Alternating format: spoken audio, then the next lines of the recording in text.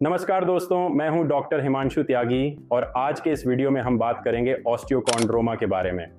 ये एक ऐसा बोन ट्यूमर है जो कैंसर नहीं होता और ज़्यादातर बच्चों या युवाओं में पाया जाता है। अगर आपको या आपके परिवार में किसी को हाल ही में ये बताया गया है तो ये वीडियो आपके लिए है। चलिए सबसे पहले समझते हैं ऑस्टियोकॉन्ड्रोमा क्या होता है। ये एक तरह की हड्डी की गांठ होती है जो आमतौर पर हड्डी के किनारे पर बनती है, जहां से बच्चों की हड्डियां बढ़ती हैं, जिसे हम ग्रोथ प्लेट कहते हैं। इसे आप एक छोटी सी उभरी हुई हड्डी या गांठ की तरह समझिए, जिसके ऊपर कार्टिलेज की एक टोपी होती है। ये गांठ ज़्यादातर घुटने, बाजू या कमर के पास में बनती है। हालांकि इसे ट्यूमर कहते हैं, लेकिन ये कैंसर नहीं होता और ज़्यादातर मामलों में न फैलता है और न ही खतरनाक होता है। ये बीमारी ज़्यादातर 10 से 25 साल के बच्चों या युवाओं में देखी जाती है। ये दो तरह की होती है। पहली, सॉलिटरी ऑस्टियोकॉन्ड्रोमा, यानी शरीर में एक ही गांठ होना, ये सबसे कॉमन होती है।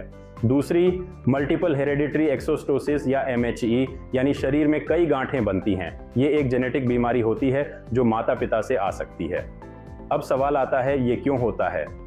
अगर एक ही गांठ है तो कारण कई बार पता नहीं चलता, लेकिन अगर MHE है तो ये जेनेटिक बदलाव की वजह से होता है। ये हड्डियों के बढ़ने के दौरान बनता है और आमतौर पर तब रुकता है जब हड्डियों की ग्रोथ पूरी हो जाती है। ये बात ध्यान रखने वाली है कि ये ना चोट से होता है, ना डाइट से और ना ही इन्फेक्शन से। अक्सर तो ये किसी दूसरे कारण से एक्सरे कराने पर पता चलता है। अब बात करते हैं इसके लक्षण क्या होते हैं। ज्यादातर लोगों को कोई लक्षण नहीं होते, लेकिन कुछ मामलों में ये बातें दिख सकती हैं। फर्स्ट, हड्डी के पास एक कड़ी गांठ या सूजन होना। सेकंड, बिना दर्द के गांठ या उभार। थर्ड, अगर गांठ किसी नस या मांसपेशी पर दबाव डालती है तो दर्द या मूवमेंट में दिक्कत होना। झनझनाहट या सुन्नपन अगर नस पर दबाव हो। कई गांठों के कारण हाथ पैर की लंबाई में फर्क या डेफॉर्मिटी होना।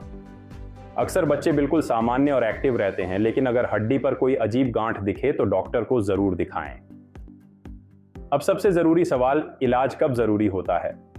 हालांकि ज्यादातर ऑस्टियोकॉन्ड्रोमास खतरे से बाहर होते हैं, लेकिन अगर गांठ तेजी से बढ़ रही हो या गांठ में दर्द, नरमी या सूजन हो या नस या मांसपेशी दब रही हो या अचानक साइज में बदलाव दिखे तो ये रेड फ्लैग है जिन पर ध्यान देना चाहिए। बहुत ही कम मामलों में, 8% से भी कम, ये कैंसर में बदल सकता है, जिसे कॉन्ड्रोसार्कोमा कहते हैं। ये ज्यादातर उन्हीं में होता है जिन्हें MHE होता है। इसलिए हर मरीज की फॉलोअप जांच जरूरी होती है। नेक्स्ट इंपॉर्टेंट क्वेश्चन इज, जांच कैसे होती है? डॉक्टर सबसे पहले फिजिकल एग्जाम करते हैं, फिर एक्सरे किया जाता है जिससे गांठ साफ दिखती है। MRI से हम कार्टिलेज और आसपास की हालत देखते हैं। कुछ मामलों में CT स्कैन या बायोप्सी की भी जरूरत होती है। अब बड़ा सवाल, क्या हर ऑस्टियोकॉन्ड्रोमा का ऑपरेशन जरूरी है? नहीं, ज्यादातर मामलों में कोई इलाज नहीं चाहिए। लेकिन अगर गांठ बहुत तेजी से बढ़ रही है या दर्द कर रही है या नस या हड्डी पर दबाव डाल रही है या हाथ पैर की शेप बिगाड़ रही है या मूवमेंट में दिक्कत दे रही है तो सर्जरी करनी पड़ती है। सर्जरी में हम उस हड्डी की गांठ और उसके ऊपर की कार्टिलेज टोपी को पूरी तरह निकाल देते हैं। ऑपरेशन आमतौर पर छोटा होता है, रिकवरी कुछ हफ्तों में हो जाती है। अस्पताल में 1-2 दिन रहना पड़ता है। सर्जरी के बाद बीमारी का दोबारा आना बहुत कम होता है। अगर सिर्फ एक ऑस्टियोकॉन्ड्रोमा है तो भविष्य में कोई दिक्कत नहीं होती। बच्चे बिल्कुल नॉर्मल और हेल्दी लाइफ जीते हैं।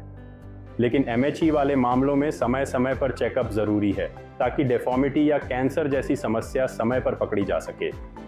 तो याद रखिए, ऑस्टियोकॉन्ड्रोमा एक गैर कैंसर वाली हड्डी की गांठ है। ज्यादातर मामलों में दर्द नहीं होता और ये किसी जांच में अचानक पता चलता है। लेकिन इलाज तभी जरूरी होता है जब दर्द हो, दबाव हो या गांठ तेजी से बढ़े। सर्जरी की जरूरत बहुत कम होती है। इलाज के बाद बच्चे सामान्य जीवन जी सकते हैं। धन्यवाद इस वीडियो को देखने के लिए। उम्मीद है आपको ऑस्टियोकॉन्ड्रोमा को समझने में मदद मिली होगी। अगर कोई सवाल हो या आप परामर्श चाहते हो तो आप हमसे संपर्क कर सकते हैं। धन्यवाद।